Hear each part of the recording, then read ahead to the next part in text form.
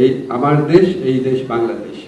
তা আমি যখন জুলাইয়ের কথা বেশি করে মনে পড়ে, যখন এইসব স্লোগান দেখি, যখন চোখের সামনে ভেসে ওঠে, আপনাদের মনে আছে আপন ছোট ভাইয়ের লাশে দুইটা বোন মিছিল করছে, এপিসি থেকে আমাদের ইয়ামিনের লাশটা ফেলে দিচ্ছে, তখনও মারা যায়নি, সে ফুটপাত নিয়ে টানা হেঁচড়া করছে। একটা বাবা রাস্তার মধ্যে যারা চিৎকার করছে যে আমি নামলাম, সব বাবা নেমে আসে। একটা মা পানি ডিস্ট্রিবিউট করছে। মাদ্রাসার ছেলেরা যুদ্ধ করছে। আমাদের যারা রিক্সা চালান তারা যুদ্ধ করছে, তারা রিক্সার গদির উপর দাঁড়িয়ে স্লোগান দিচ্ছে। আমার মনে হয় না বাংলাদেশের জীবনে কোনোদিন এত মহাকাব্যিক কোনো ঘটনা ঘটেছে। এত বড় যে জুলাই, সেটা কোনোদিনও সেটা বিস্তৃত হবে না, এটা আমার দৃঢ় বিশ্বাস।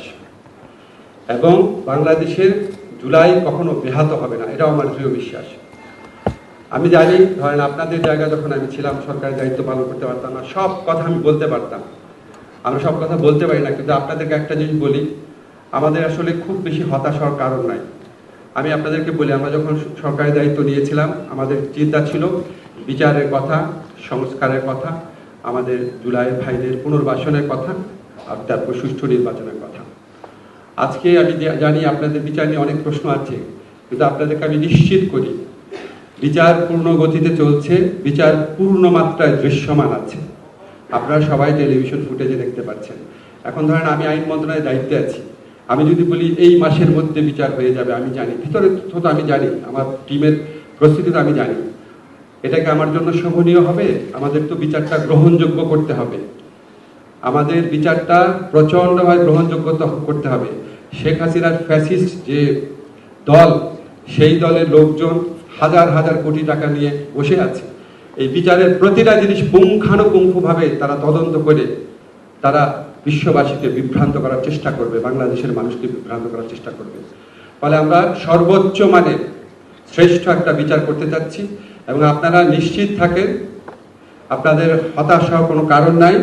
আজকে আমাদের শহীদ পরিবার যেটা বলেছে, আমি নিশ্চিতভাবে বিশ্বাস করি নির্বাচনের আগে অবশ্যই বিচার হবে।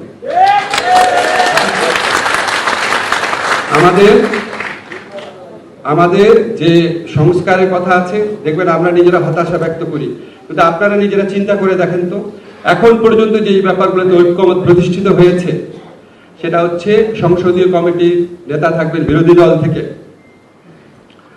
সরকারের যে প্রধান থাকবেন তার মেয়াদ হবে 10 বছরের, তারপরে আমরা উচ্চ কক্ষ নিয়ে আলোচনা করছি, পিআর হয়ে যাবে, আমি দৃঢ়ভাবে বিশ্বাস করি। আর্টিকেল 70-র যুগান্তকারী পরিবর্তন হয়েছে। আমাদের এই যে 4টা অ্যাচিভমেন্টের কথা বললাম, আরো কয়েকটা আছে, আমার এই মুহূর্তে মনে পড়ছে না। আপনি চিন্তা করেন তো, গত 54-55 বছরের ইতিহাসে কত সংস্কার ভাবনা হয়েছে, কত দল কতভাবে বসেছে, কত বিদেশিরা বসেছে, কত প্রজেক্ট হয়েছে, কোনোদিন এই 4টা ক্ষেত্রে অ্যাচিভমেন্ট হয়েছে? আমি মনে করি এটার পাশাপাশি পিআর, উচ্চকক্ষে পিআর, এটার পাশাপাশি যখন আমাদের কনস্টিটিউশনাল কমিশন হবে, যে আমরা নির্বাচন কমিশন, আমরা পাবলিক সার্ভিস কমিশন, আমরা এই ধরনের কয়েকটা নিয়োগ হবে সাংবিধানিক কমিশনের মাধ্যমে, আমি মনে করি ইনশাআল্লাহ এগুলি হবে, এবং এর ফলে বাংলাদেশের চেহারা আমরা যতটা আশা করি ততটা না হোক অনেকটাই পরিবর্তিত হবে, যেটা আগে কখনো হয় নাই। আমাদের অনেকের হতাশা আছে, আমাদের যারা শহীদ পরিবার আছে, যারা আহত আছে, ওনাদের পুনর্বাসন নিয়ে। এটা একটা আমার কাছে মাঝে মাঝে মনে হয় ওনাদের পুনর্বাসন শব্দটাও বোধহয় অ্যাপ্রোপ্রিয়েট না। যেই স্যাক্রিফাইস ওনারা করেছে, কোটি কোটি টাকার অনুদান, 10-12 জনকে চাকরি দিয়েও কোনোদিন আমরা তাদের ঋণ শোধ করতে পারবো না। কিন্তু একটা জাতির নিজের কাছে একটা বিবেক বোধ থাকে, একটা মনে হয় একটা কৃতজ্ঞতা বোধ থাকে, সেখান থেকেও এখন পর্যন্ত যেটুকু হয়েছে আপনি খেয়াল করে দেখেন, আমরা অ্যাটলিস্ট 95%কে আইডেন্টিফাই করতে পেরেছি, তালিকাভুক্ত করতে পেরেছি।